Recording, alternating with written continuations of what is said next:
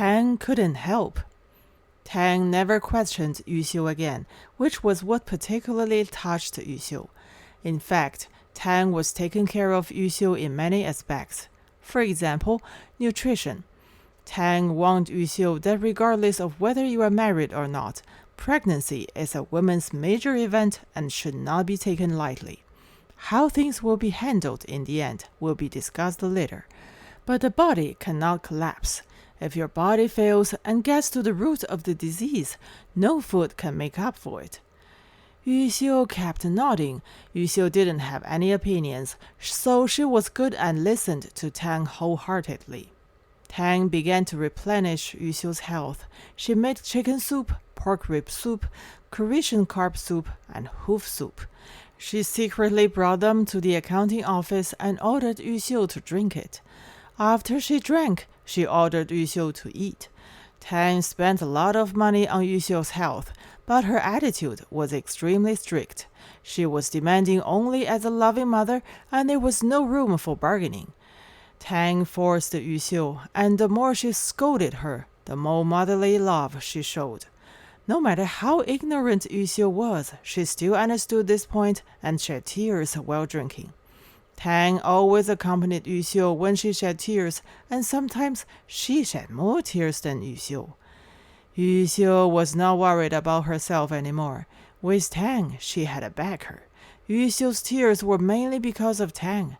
It is rare in life to have a close friend. It's worth it for Yuxiu to have such a friend. Yuxiu's gratitude and attachment to Tang may not be felt even when facing her biological mother.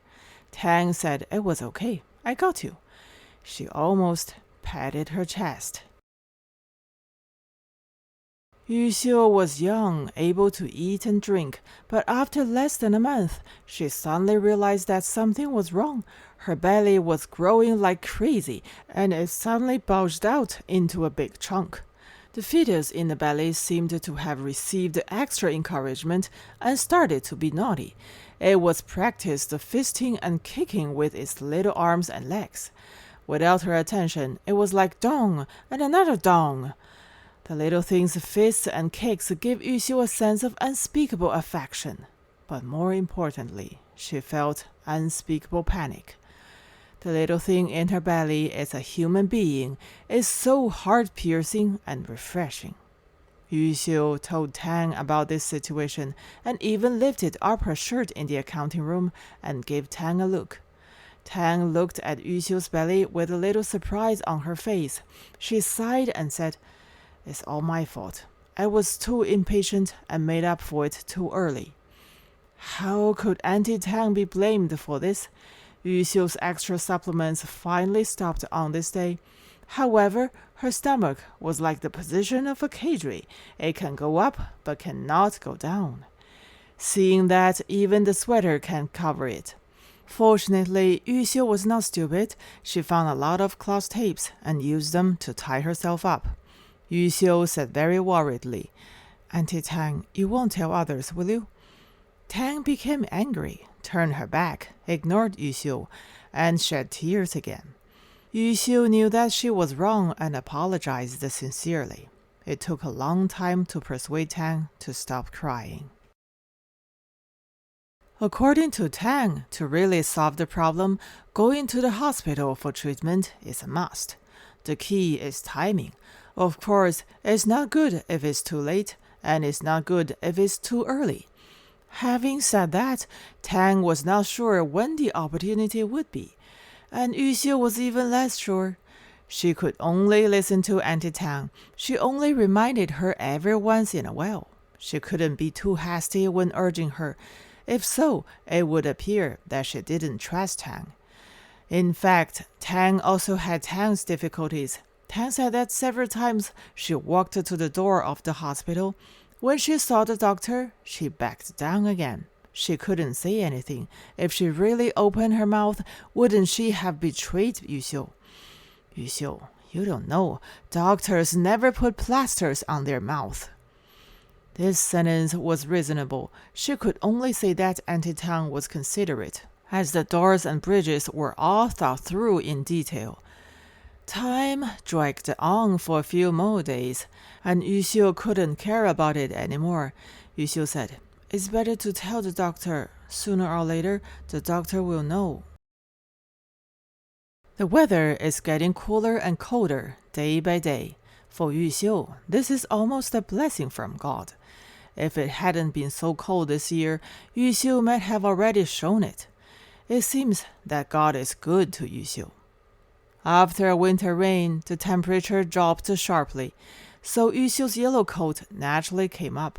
Although it got warmer for a few days, the yellow coat was not eye-catching and did not arouse excessive questioning. It was good that no one was questioning her, but the pressure on Yuxiu's heart did not lessen. On the contrary, it became heavier. The key is that Tang can be counted on. Tang specifically approached Yuxiu about this matter.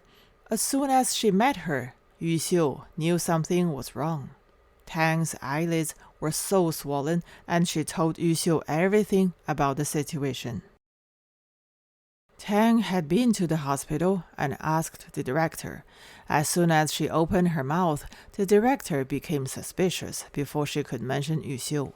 Tang said, "The director asked me, is your son doing mischief outside and making someone's belly bigger?" Tang said, "Yuxiu, I am also a mother. What else dare I say?" Tang was particularly sad when she said this, showing the selfishness of a mother.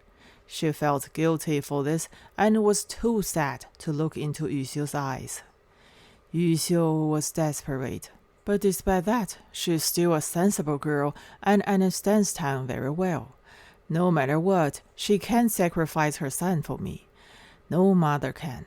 This is not an ordinary matter. It is a matter of conduct, which is related to his lifelong future. The last time I was in her home, it was earth-shattering and had a very bad impact. I already felt sorry for them. If I let Gawei take such a scapegoat, I would really be killed by thunderbolt. Tang failed to help Yuxiu and cried in front of Yuxiu for a long time without making any sound, and her face was full of tears. Yuxiu saw this and felt guilty in turn. She hated herself so much that it could be said that the evil fire attacked her heart. Tang's road was dead, and Yuxiu's road was actually dead.